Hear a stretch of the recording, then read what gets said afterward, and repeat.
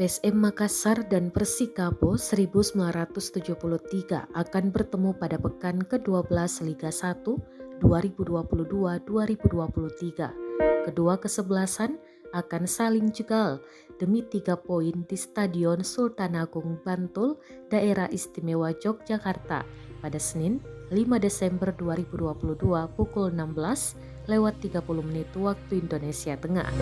PSM butuh 3 poin untuk mengambil alih puncak klasemen dari Borneo Samarinda FC. M. Arfan CS saat ini bertengger di peringkat 3 dengan 22 poin. Sedangkan Persikabo 1973 berada di peringkat 7 klasemen dengan 19 poin. 3 poin akan membuat Manahati Lestuzen CS masuk jajaran 5 besar klasemen. Pelatih PSM Makassar Bernardo Tavares menyebut Persikabo 1973 lebih baik dari timnya. Hal ini tak lepas dari torehan positif diraih Persikabo lawan tim papan atas klasemen. Skuad Laskar Pajajaran berhasil menaklukkan Borneo Samarinda FC dengan skor 3-2 pada pekan ke-8 Liga 1 2022-2023. Lalu menaklukkan Bali United di markasnya di Stadion Iwayan Dipta, Gianyar, Bali dengan skor 1-2 di pekan ke-11 Liga 1.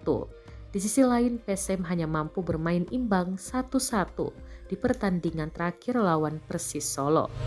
Ditambah 3 pertemuan terakhir PSM dan Persikabo, Laskar Pinisi tidak pernah meraih kemenangan, 2 kali kalah dan sekali imbang.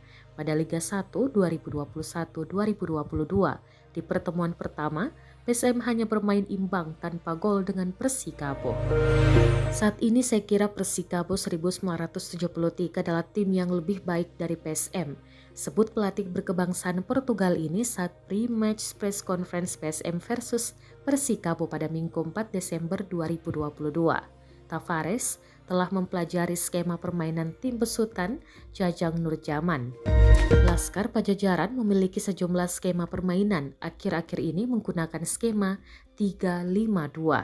Ada pula skema alternatif dengan 4-1-3-2 serta 4-2-3-1.